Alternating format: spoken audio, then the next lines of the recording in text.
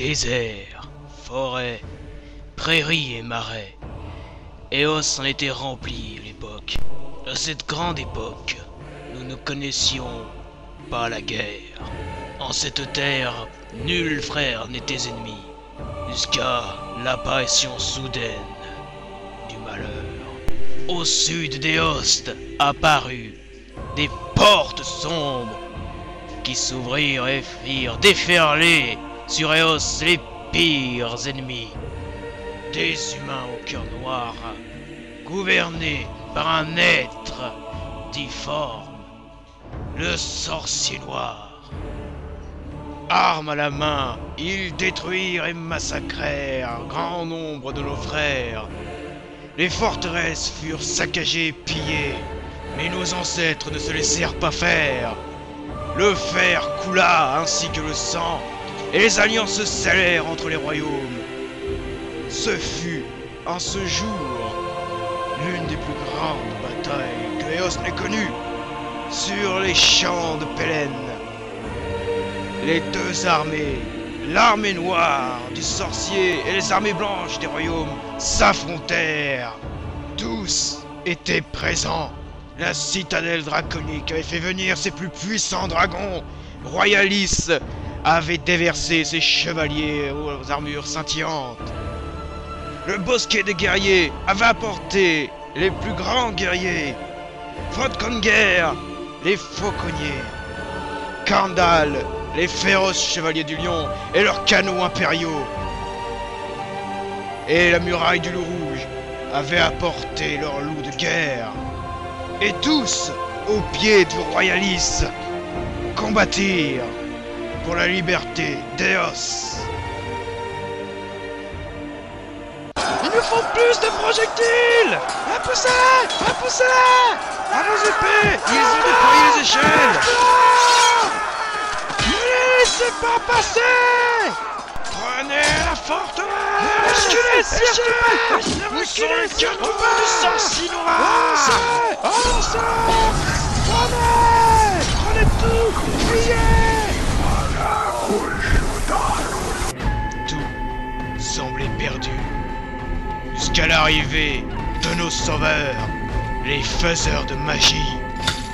Les sorciers combattirent aux côtés de l'armée blanche, rencontrant ainsi ceux des armées noires. De leur puissant sortilège, ils détruirent grand nombre de soldats et changèrent la face de la plaine de Pélène. Dans une gigantesque explosion, les armées furent réduites à néant. Et de leur source magique apparurent la végétation, fit disparaître les déserts, les marécages, fit tout disparaître. Les forteresses furent ensevelies.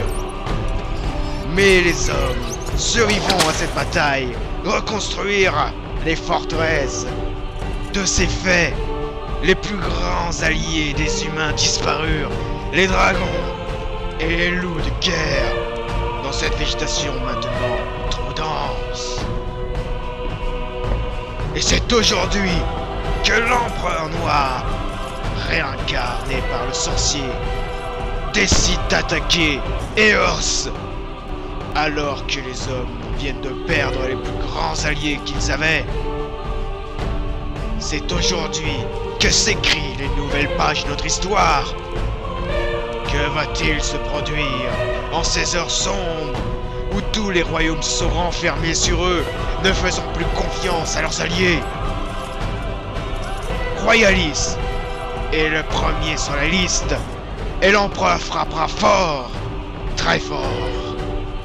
Il a l'intention d'anéantir une bonne fois pour toutes ces royaumes qui l'empêchent à la domination d'Éos. Le roi Guillaume, grand roi de Royalis, va devoir faire appel aux anciennes légendes. Car ils ne sont en réalité pas seuls. Dans la forêt interdite réside une force auquel le Seigneur Noir ne pense l'utiliser. Il devra mener ses hommes à sa découverte et la ramener à temps à Royalis, et devra, de nouveau, comme à l'époque glorieuse, recéler les alliances. Cette quête est la leur, et ils devront la réussir. Ils ne doivent pas échouer.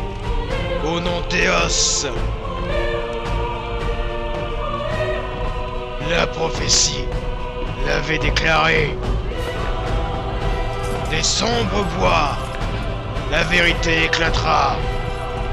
Il sortirait de l'ombre pour mettre à bas les seigneurs noirs. Accompagné de vaillants soldats, il rapportera la paix à Eos. Prions pour Eos.